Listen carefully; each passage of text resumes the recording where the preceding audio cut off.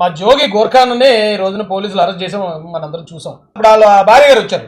ఆవిడ వీడియో నేను చూపించదలుచుకోలేదు. మహిళ భర్తను అరెస్ట్ చేసినప్పుడు ఆవిడకి ఆ బాధ ఉంటుంది. అయితే ఆవిడ మాట్లాడే మాటలు ఏంటండి, చంద్రబాబు నాయుడు గారు ఇంటి మీదకి వెళ్ళాడు కాబట్టి ఆయన మీద అప్పటి నుంచి పగ పెంచుకున్నాడు చంద్రబాబు నాయుడు గారు. మేము బీసీ నాయకులం కాబట్టి మేము ప్రమాణాలు చేస్తాం, మేము ఇంకోటి చేస్తామని ఆవిడ బాధ లేదు, ఆవిడ చెప్తుంది అనుకుందాం. ఏంటమ్మా బీసీ నాయకుడు? బీసీల కోసం ఏం చేశాడు? ఈ జోగి రమేష్ అనే వ్యక్తి బీసీల కోసం ఏం చేశాడు? గత ప్రభుత్వంలో ఉన్నప్పుడు ఇతను జగన్మోహన్ రెడ్డి గారి దగ్గర మెప్పు పొందడం కోసం 100 కార్లు వేసుకుని చంద్రబాబు నాయుడు గారి ఇంటి మీదకి వెళ్ళాడు. ఎందుకట?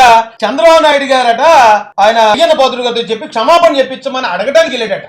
అంటే అసలు ఏమైనా లింక్ ఉందా? ఇది ఏమన్నా సమంజసంగా ఉందా అసలు ఈ చెప్పే వాదన? అలా వెళ్ళి మాట్లాడాలనుకున్నవాడు ఎలా వెళ్తాడు, గొడవకి వెళ్ళేవాడు ఎలా వెళ్తాడు? మాట్లాడాలనుకున్నవాడు ఎలాంటి స్టేట్మెంట్లు ఇస్తాడు, గొడవకి వెళ్ళినాడు ఎలాంటి స్టేట్మెంట్లు ఇస్తాడు? చూడండి. ఈ చంద్రబాబు నాయుడు రా దమ్ముంటే పిరికి పందలాగా లోపల కూర్చోని కదా నారా చంద్రబాబు నాయుడు. ఏం తప్పు చేశారని చంద్రబాబు నాయుడు గారు వేళ? ఆయన ఏమన్నా ఎవరన్నా తిట్టాడా, లేకపోతే ఎవరన్నా కొట్టించాడా, లేదా ఎక్కడన్నా ఏ పార్టీ ఆఫీస్ మీద దాడి చేపించాడా? ఏం చేశాడు ఆయన? ఆయన ఏమీ చేయలేదు, ఆయనకి ఏమీ తెలియదు. అలాంటి ఒక గొడవ, సంబంధం లేని ఒక గొడవను తీసుకొచ్చి పిరికి పందలా తాకుంటావా అని 40 సంవత్సరాల రాజకీయ అనుభవం కలిగిన ఒక గొప్ప నాయకుడిని, దేశమే గర్వించే ఒక నాయకుడి ఇంటి మీదకి వెళ్ళి ఏంటి లేకి మాటలు ఏంటి? ఏంటి ఇతను బీసీ నాయకుడా, లేకపోతే అసలు ఈ నాయకుడు అని చెప్పుకోవడానికి సరిపోతాడు ఇతను? నీ అమ్మాయి ఏంట్రా నా కొడకాన్ని మొదలెట్టాడు. అది ఆడి బతుకు, అది ఆడి భాష, అది ఆడి జీవితం.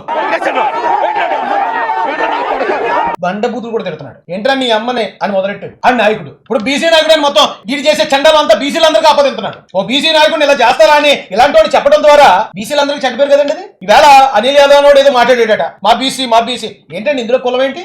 అతను క్యారెక్టర్ రీత్యా పరమనీచుడు. ఇప్పుడు ఈ కల్తీ లెక్కల విషయంలో ఒకటి గవర్నమెంట్ బ్యాడ్ చేయాలని, రెండోది ప్రజా ఆరోగ్యాన్ని దెబ్బతీయాలని. ఇప్పుడు గవర్నమెంట్ కూటమి ప్రభుత్వం వచ్చే లెక్కర్ అంతా కూడా జెన్యూన్ బ్రాండ్స్ ఇస్తున్నారు. దాంట్లో ఈ కల్తీ లెక్కర్ పెట్టి ఒకవేళ ఎవరైనా ఎక్కడ చచ్చిపోతే అది కూటమి ప్రభుత్వం మీద వేసేయాలని అంటే హత్య ప్రయత్నం, కూటమి ప్రభుత్వాన్ని బదనాం చేయాలని, తప్పుడు సాక్ష్యాలు పుట్టించాలనే ఆ ప్రయత్నం. ఇవన్నీ కుట్ర కాదా? క్రిమినల్ కాన్స్పిరసీ కాదా?